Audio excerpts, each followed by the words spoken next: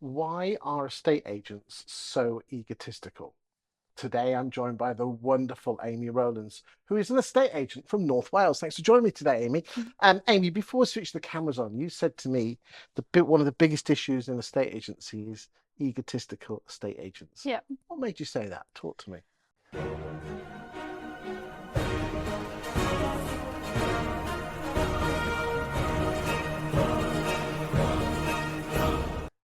Oh, so a few things. I think parking my own ego has been a huge opener to when I look at other agents. There's a lot of blame that goes on in the state agency, and even good agents. I sit there sometimes, and it's the market conditions. We can't get fees for this, and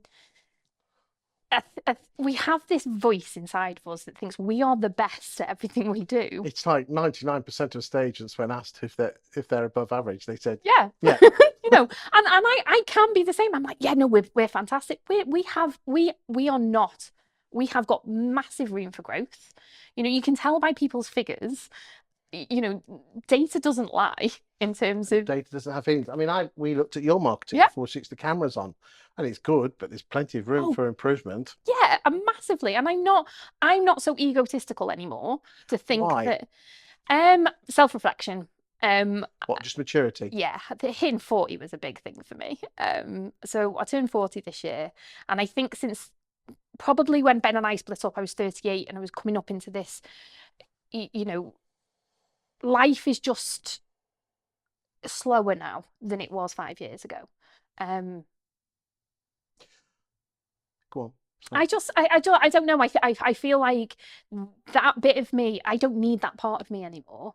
I know what I'm good at. I can go to bed at night knowing that I have done the best that I can do. I make mistakes, but I genuinely know that those mistakes are mistakes. I haven't done anything to manipulate and I did when we first set up this business and we were first in a state agency. There was manipulations. There was that almost that underhand where estate agency gets its bad name. I think we've all been there and done that. And I think, Why do we do that? I don't really know, Chris. If I knew the answers to that, I would, I think I could make a lot of money. I genuinely don't know why we do it. Pressure.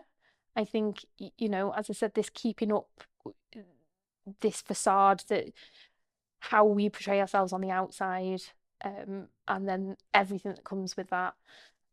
I was always a bit of a chameleon, even when I was in school. I had many different friendship groups. Never had a best friend growing up, which says I think quite a lot about myself. I was different in each group. And I think I learned very early on how to be the person that you wanted me to be, and not the person I was. And I thought I think that's got me to where I got in life. But I think the reason that I was self-sabotaging was I did not like who I was. I didn't know who I was, but I think the bits of me that I was showing, I didn't like. And it wasn't true to who I was. And I think that time out of the business made me understand who I am as a person. And therefore, when coming back, I don't have the ego. I don't care what you think of me. I do what I do because I love it and because I genuinely care about the outcome of you as a human being. We've just we've just lost a chain of three, and it actually started from me doing viewings on a property, listing someone's house based on the fact that they only want to buy that house, and then the same, and I've lost the whole chain. And the one in the middle is absolutely gutted. Something came up. He can't get the mortgage for what he wants, and everybody is now, oh, I'll give you your money, I'm really sorry. And it's not about that. I'm absolutely gutted for him as a person because he know how much he wanted that house. I can't control all the other things. I'll resell the house. I'll resell, and if he comes back on the market and sees something, I'll resell it. I'm not bothered about that anymore.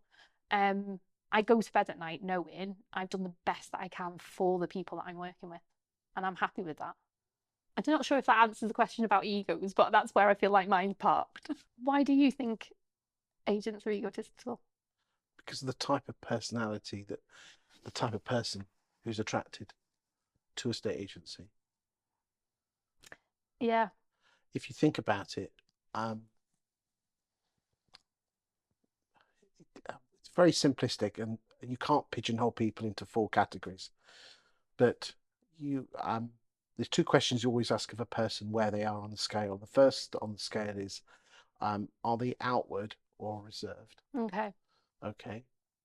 And the other question is, if they had a problem, would they use their people skills or would they use their process skills to get it sorted out? So you can, so you have can either have people, Hmm. you can either have people outward, process outward, process reserved, or people reserved. Yeah. Okay. This is the disc profile. Yeah, yeah, of course. Okay. Yeah. There are others, they're all the bloody same. They just change the words, and Nigel Risner has his animals and SDIs and things like that. But fundamentally, most estate agents are, I would say, outward as opposed to Yeah. reserved, and that they are people Yeah. orientated as opposed to process Process. Hmm. orientated. And that type of personality type is fantastic on the sofa. Hmm. And they use their charm and personality to get the listing. That's how, because none of us none of us want to be estate agents. We kind of Fall fall into into it. it Yeah. like we all do. And what that means is that they use those skills to get the business, which is great. But along with that comes with weaknesses. And one of the biggest weakness of that personality type is the fear of rejection. And that is the big, when someone says to me, what's the biggest skill that you can have as an estate agent? And I would say it's the ability to learn to love losing the listing. Yeah. Yeah. And not taking it personally, like, you're asking the first girl out when you're 12 and she says no, and then she's dead to me. Which it Boots, is. she's Yeah. dead. Yeah. We don't, No, and it's interesting because actually, if you Ben, who has fundamentally always been a valuer, still reacts like that. Whereas me, not so much. And I think you can learn. I think you can be that personality and learn to be better at rejection. And not look at it as a personal rejection. I that's it. think It's that's the not, it's problem. personal. It's No. not personal. And what can I learn to better myself It's next like, time? when a plane crashes, no one points the finger at the airline pilot. He says, right, what went wrong and what do we need to do differently? This is really funny because I had this conversation only 2 weeks ago. Black Box Thinking, great book. And my sister-in-law works in the NHS, and we were talking about no one does this with airlines. This is like, there's so many industries that point the finger, but actually, if we just look at what did I do there, what mistakes did I make? Like, take bloody responsibility for the fact that we are human. We make mistakes. It's all about Yep. self-awareness of what you're good and bad at, Yep. and then working hard and being patient in life. We Not a virtue. I have patience. But if you think about it, did you make contact with the valuation and ring them up before you went? Did you actually do a proper, follow up? Yes, an actual follow up. Did you ask the question, or are you just assuming? So one of the greatest, I think, lies that we tell ourselves in estate agencies, we lost the listing over fee.